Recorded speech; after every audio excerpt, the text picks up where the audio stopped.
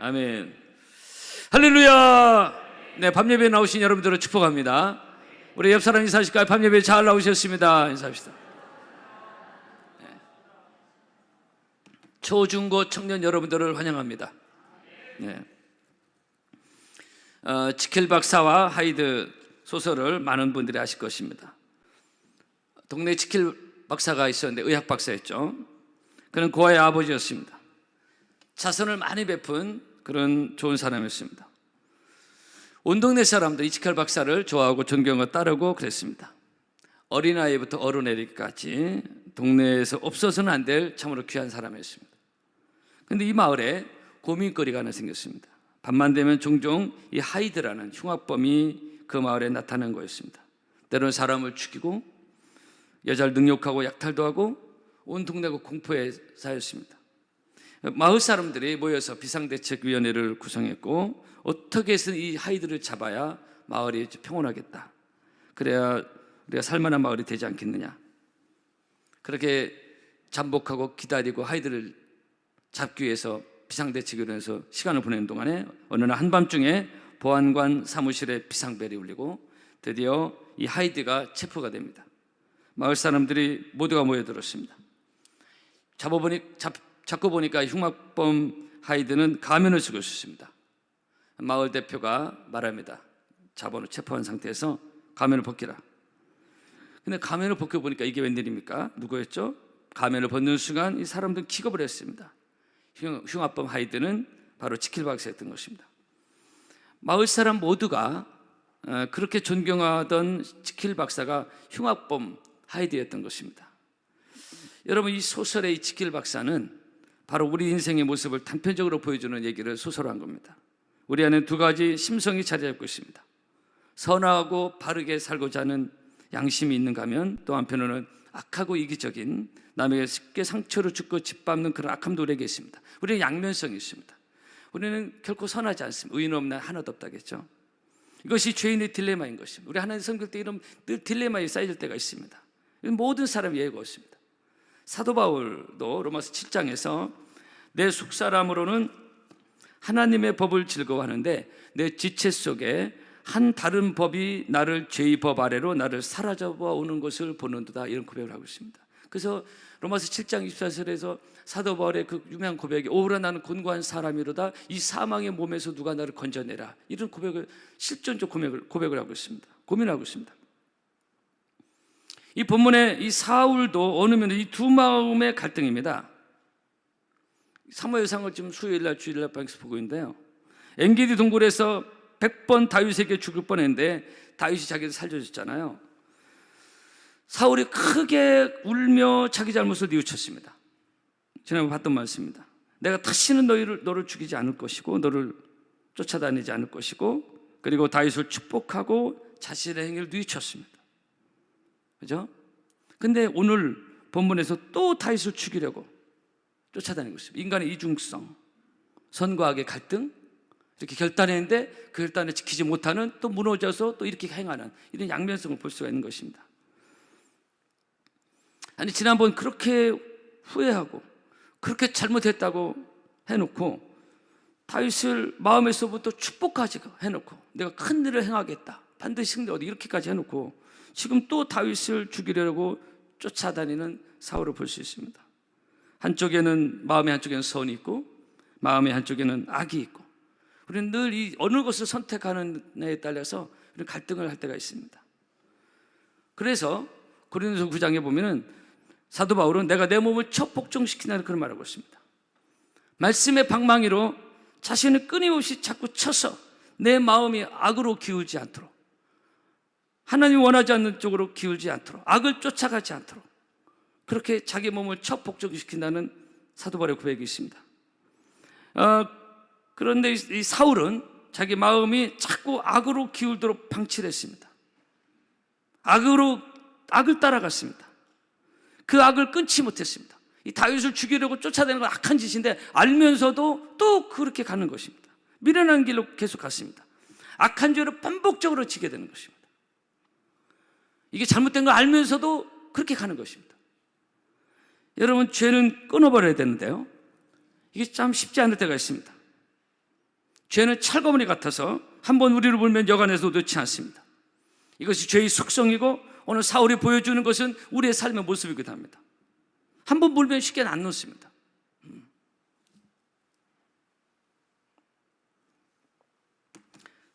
10여 년 전 호주에서 이런 일이 있었습니다. 시드니 북부 해변가에서 있었던 일인데요.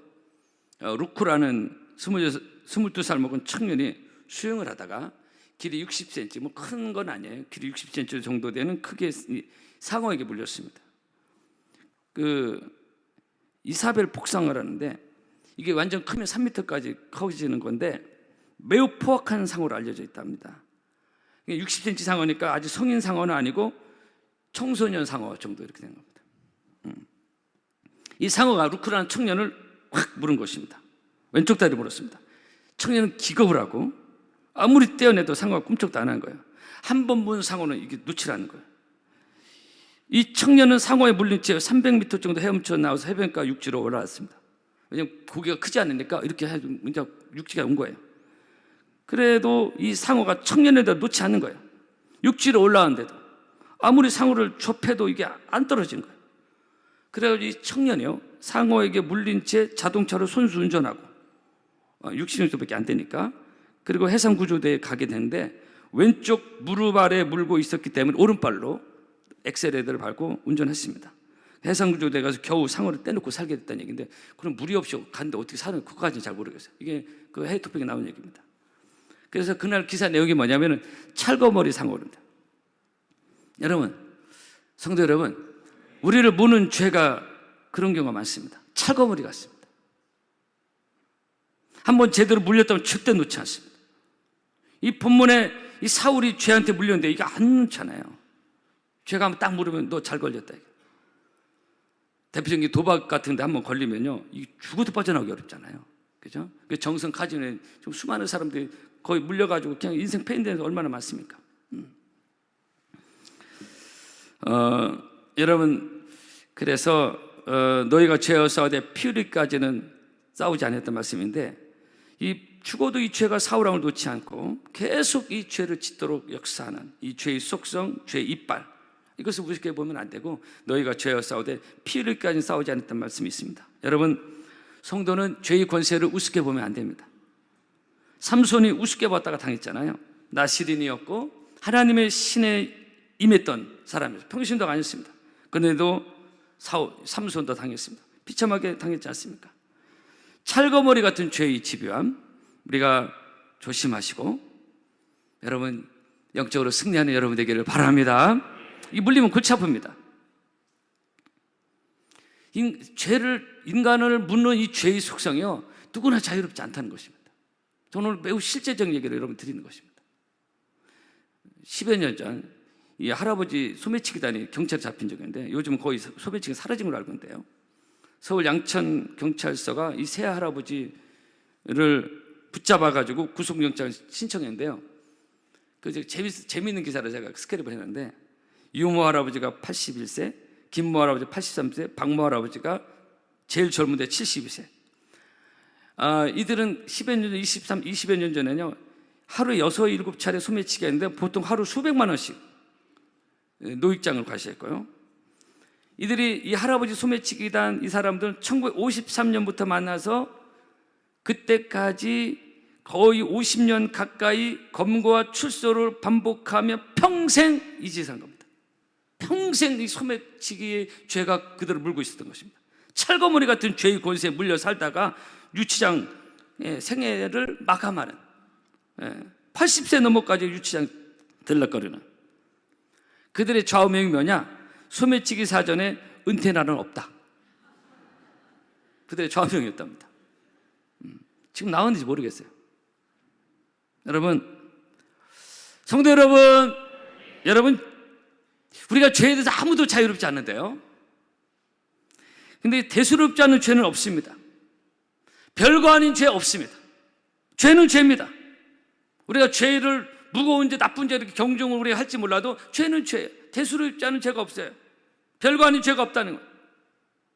사울이 이 하나님의 사람 다윗을 죽이려는 이 무서운 죄에 빠지기 시작한 것이 뭐 대단한 범죄에 시작된 게 아닙니다. 어디 시작했죠? 다윗이 골리앗을 이기고 돌아올 때 사람들이 다윗을 환호하니까 이것이 사울의 거슬렸어요.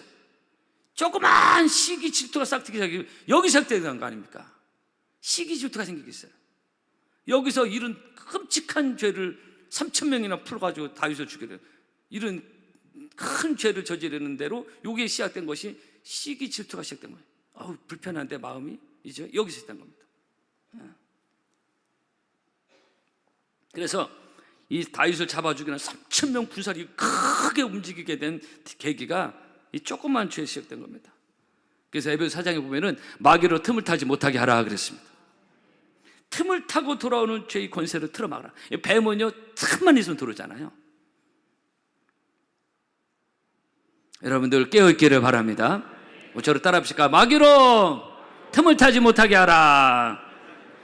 이 죄는요, 틈만 보면 들어와요. 우리가 여기 때문에 늘 딜레마에 빠지는 것입니다. 틈만 타면 들어와. 깨끗이 정리한 건데 그게 또 안 돼. 그런 것입니다. 이 사울의 딜레마는 우리의 딜레마인 것입니다. 후회하고 100번 후회도 또 그 짓을 하는 거예요. 이거 인간의 한계입니다. 그래서 이거는 속담이 나온 게 화장실 갈 때도 하고 나올 때 다르고 3살 버릇 80까지 간다, 이런 얘기 나오는 것입니다. 호주에는 원래 엉겅퀴라는 풀이 없었다고 그러는데요. 근데 어느 날 유럽에서 호주로 이민을 어떤 한 사람이 고향에 풀인 엉겅퀴가 그리워서 그 씨앗이 가져왔다고 그래요.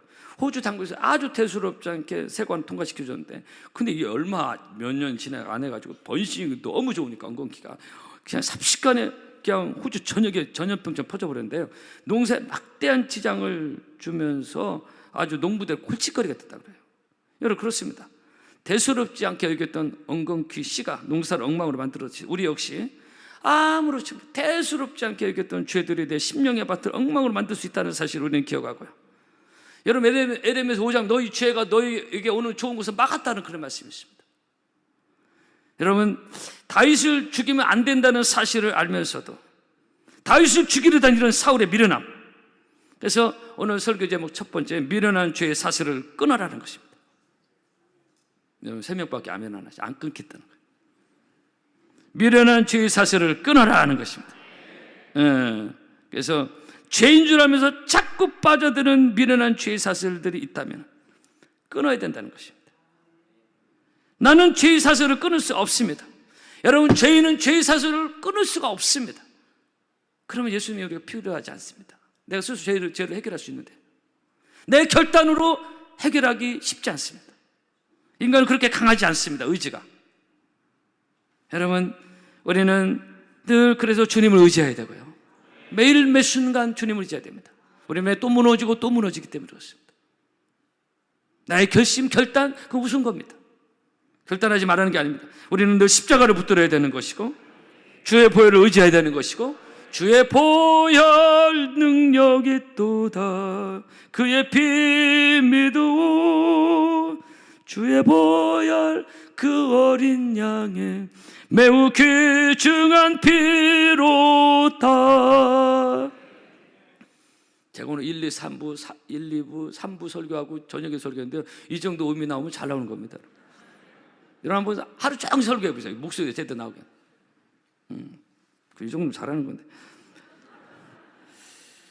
여러분, 죄의 배후에는 마귀가 있습니다. 그래서 죄에 빠져들면은 우리 심령이 어려워지는 것입니다.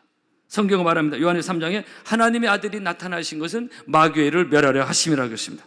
죄의 권세 아래 놓여 있는 죄의 삭슨 사망인데 의인은 없나, 다 우리가 여기 묶여 있는데, 이 죄의 권세를 멸하러 오신 하나님의 아들 예수를 믿음으로 바라보고 의지할 때, 늘 매 순간 의지하고 믿음으로 바라볼 때 우리는 미련한 죄의 사슬을 끊어버리고 죄에서 해방되어서 영적 자유함을 누리게 될 줄로 믿습니다.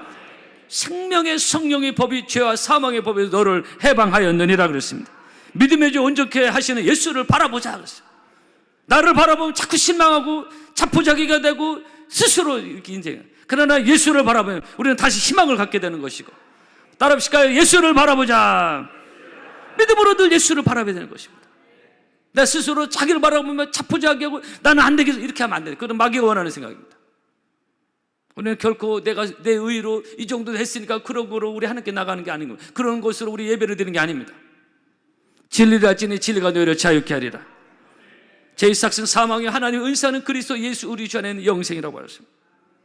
죄인 줄 알면서 계속 빠져드는 미련한 죄의 사슬이 있다면 예수의 권세로 보혈의 능력으로 그 사슬이 끊어지고 영적으로 자유함을 누리는 사랑하는 여러분 되기를 축복합니다.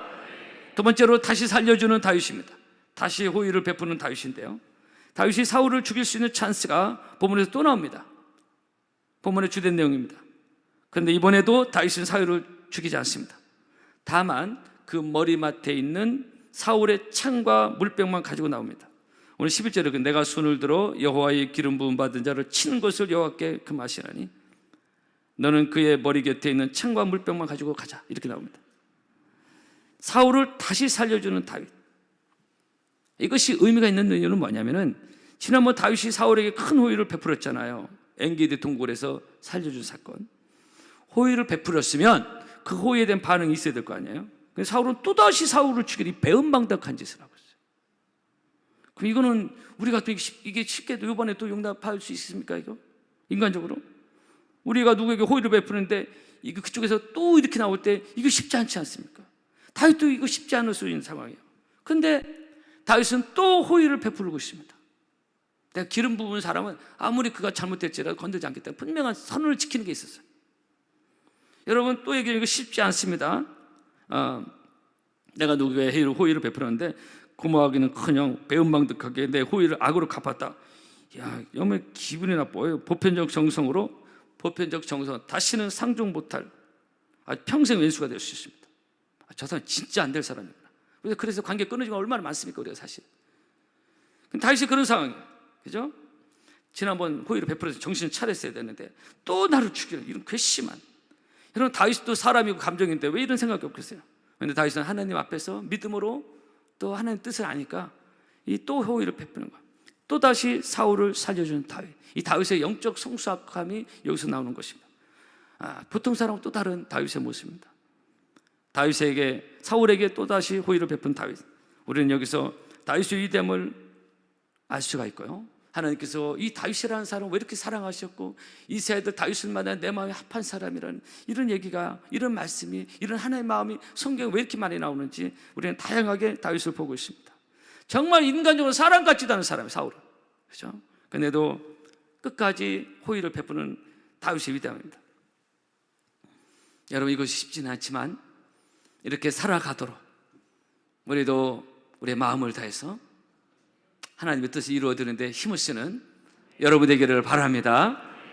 그렇게 되기 다윗같이 가기는 쉽지 않지만 이 성경에 이렇게 기록된 것은 우리에게 교훈을 주는 거 아니겠습니까? 그렇죠? 우리 고 원로 목사님 이제 소천하시지만 옛날에 고 원로 목사님이 개인적으로 호의를 베푸는 사람들이 여러 명 있었습니다. 저도 그분들을 기억하고 있습니다. 그때 제가 초등학교 중학교인데 어떤 분에게는 좋은 직장도 알선해주고 이랬었습니다. 대단한 호의를 베풀었습니다.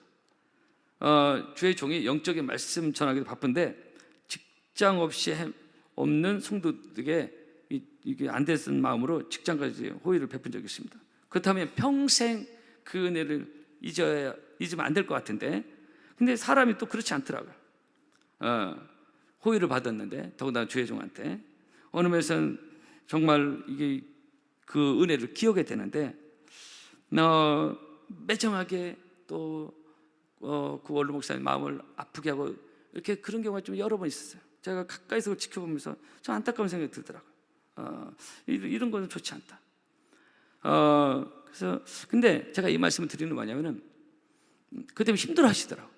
근데 가까이서 지켜보니까 별의별 사람들이 다 있었는데, 근데 그 원로 목사님이 그런 사람들 기억하면서 단 한 번도 집안에서 그 호의를 배신하고 떠나간 사람을 우리 큰사모님과 같이 그 심하게 여기고 막 그 사람을 디스하고 막 불편한 마음을 풀고 하는 것을 보지를 못했습니다. 내가 옆에 있어도 중학교 때도 참 불편하고 화날 일인데 두 분 얼마나 얘기할 수 있잖아요, 부부 사이는. 그 얘기를 안 하시더라고요. 그냥 호의를 베푼 것은 호의로 끝난 거예요. 속상한 건 내가 느끼겠어. 근데 막 말로 이렇게 저주를 하지 않더라고요. 여러분 이것이 이것이 쉽지는 않지만은 우리가 누구에게 호의를 베풀었을 때 호의로 오지 않고 어떤 배신이나 섭섭함이 올 때 이걸 어떻게 처리해야 되는가? 오늘 다윗이 우리에게 주는 교훈인 것입니다. 여러분, 그런 성숙한 믿음의 삶의 열매가 있기를 바랍니다. 여러분, 선교는 어느 면에서 호의를 베푸는 겁니다. 영적인 거, 물질적인 거. 오늘 단기 선교도 받고 또 어떤 제가 오늘 낮에 들었는데요. 그 말레이시아 영상 봤잖아요. 우리에게 오신 지 얼마 안 된 분은 거기 나온 어떤 젊은 남자분 있잖아요. 막 설교하고 했던 분. 이분이 누구냐고. 이게 저하고 매치가 안 되는 거예요. 제가 이제 하도 늙어서 그랬는지. 그분이 누구냐고 묻더래요. 괜히 보여줬나 생각했는데. 여러분, 이 선교는 하나님께 받은 은혜를 호의를 베푸는 거거든요. 하나님의 사랑을 나눠주고 그런 시간들입니다. 그래서 하나님 기뻐하시는 거예요. 때로는 선교할 때 반응도 없고 감사도 없을 때가 있어요. 그러나 그럼에도 불구하고 우리의 호의는 계속되어야 된다는 것입니다. 할렐루야. 본문에 다윗이 주는 호의의 교훈입니다. 다윗에 대해 오늘 두 가지 축복을 하고 있어서 내가 큰 일을 하고 반드시 승리를 얻으리라, 이런 축복이 나오고 있습니다. 그래서 이 말씀대로 다윗은 정말로 위대한 왕의 자리에 올라가고 그리고 다윗이 승리하게 됩니다. 여러분, 갈라디아서 3장, 갈라디아서 6장에 보면 우리가 선을 행하되 낙심하지 말지니 피곤하지 않으면 때가 이르면 거둔다고 했습니다. 내가 베푼 호의를 상대방이 어떻게 받든 간에, 은혜를 받든 배신을 받든 그것과 상관없이 내가 베푸는 호의는 하나님 앞에 쌓는 축복이 되어서, 이것이 다윗의 호의에 주는 영적인 교훈인 것입니다. 결국은 때가 되면 내가 거두는 것입니다. 상대방을 기쁘게 하지만은 때로는 배신을 봐도 내가 베푼 호의는 내가 거두게 돼요. 그것이 때가 이름에 거두리라고 했습니다. 선을 베푸면 거두리라고 그랬습니다. 다윗도 결국 크게 거두지 않습니까? 크게 호의를 베푸는 거예요. 사실 사울한테 크게 호의를 베푸니까 크게 복을 얻어서 역대 이래 가장 위대한 왕의 자리에 올라가지 않습니까? 그래서 우리는 기억하고, 여러분, 다윗의 호의가 날아가 버린 게 아닙니다. 하나님이 갚아주시고 하나님이 승리케 하시고 하나님이 복을 주신 것입니다. 원수는 하나님이 갚아주신 것입니다.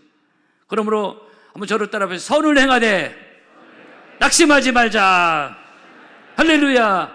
우리 조금 하다가 빰 그냥 이게 막 완전히 더 막 다 관계가 악해지고 막 그런 게 있잖아요. 그것은 그냥 단세포적인 믿음 없는 사람들의 행위입니다. 성경이 주는 교훈은 예수님의 사랑도 그거 아닙니까? 그죠? 우리는 받을 적이 없고 우리는 끝없이 배신하지만 또 예수님의 사랑을 우리에게 주시듯이 다윗도 그런 영적 성숙함이 있는 것입니다. 우리의 신앙이, 믿음의 이 수준이 또 영적으로 깊어지는 여러분 되기를 바랍니다. 오늘 말씀, 미련한 주의 사슬을 끊어버리자. 그리고 다시 살려주는 다윗을 통해서 우리의 믿음의 성숙도 그렇게 나가기를 바랍니다. 한 주간도 승리하기를 바랍니다. 찬양하겠습니다.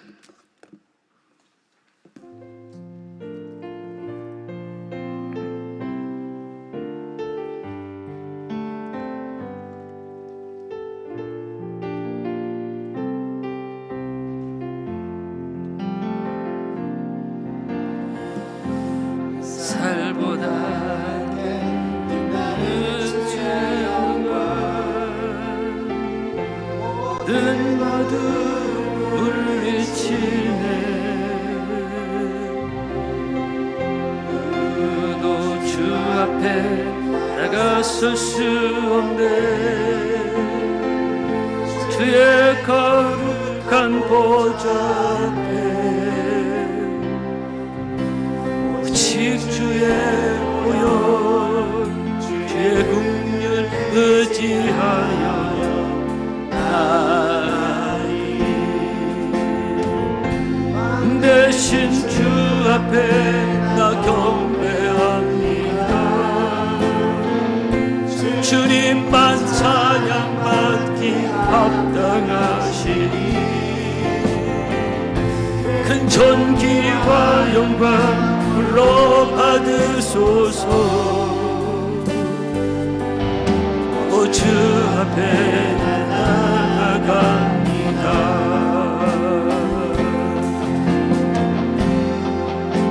주 나갑니다. 주님만 찬양받기 합당하시니 영광 불러 받으소서. 받으소서. 주 앞에 나아갑니다. 햇살보다 밝게 빛나는, 햇살보다 밝게 빛나는 주의 영광, 모든 무더움 물리치네. 누구도 주 앞에 나가설 수 없네. 주의 거룩한 보좌 앞에 오직 주의 보혈, 주의 국을 의지하여 나가니 대신 주 앞에 나 경배합니다. 주님만 찬양받기 받아가시니 큰 존귀와 영광 불로 받으소서. 주 앞에 나아갑니다. 기도하겠습니다.